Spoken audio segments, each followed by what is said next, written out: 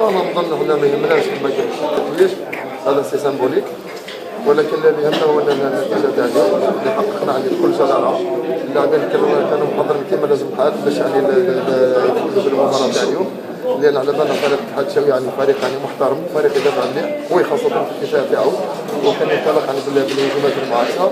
احنا عرفنا كيفاش تحكمنا مليح في الفصل وسيرنا خاصه في الشوط الاول سيرنا المباراه بالطريقه اللي كنا متمنينها.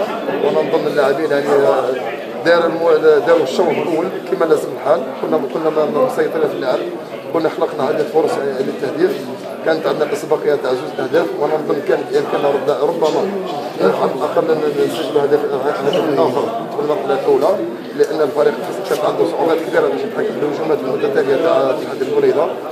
اما في الشوط الثاني نظن فريق اتحاد البوريده شفنا الريتم دي فوا عالي دي فوا متوسط، وهذا نظرا للنتيجه اللي حققناها في الشوط الاول. بعد اللاعبين كانوا يفكروا ربما في نهايه المباراه، الشيء اللي خلى دي فوا الريتم ينخفض. العموم نظن يعني فوز مستحق ضد فريق محترم، 3 نقاط ثمينه جدا اللي تخلينا نحافظ على الصداره تاعنا ونكملوا المرحله الاولى هذه ان شاء الله اللي كملناها نظن يعني بطريقه جيده بعد الاصابه بعد البدايه اللي كانت صعبه.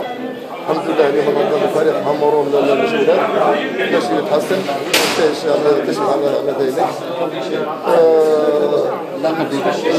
اللقب تاع الشتوي هذا نظن كان تيتر اونوريفيك، ولكن المهم مازال ينتظر فيها، والمرحله الثانيه راح تكون صعبه جدا لكل الفرق، ولهذا نظن النقاط اللي حصلنا عليها في المرحله الاولى راح تخلينا ربما نحضروا يعني اكثر راحه اكثر ثقه للمرحله الثانيه ان شاء الله. ان شاء الله يعطيك الصحه.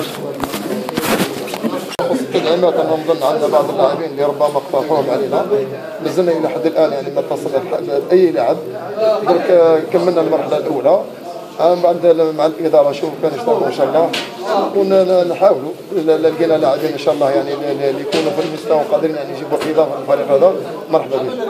سي موسى كلمه عوده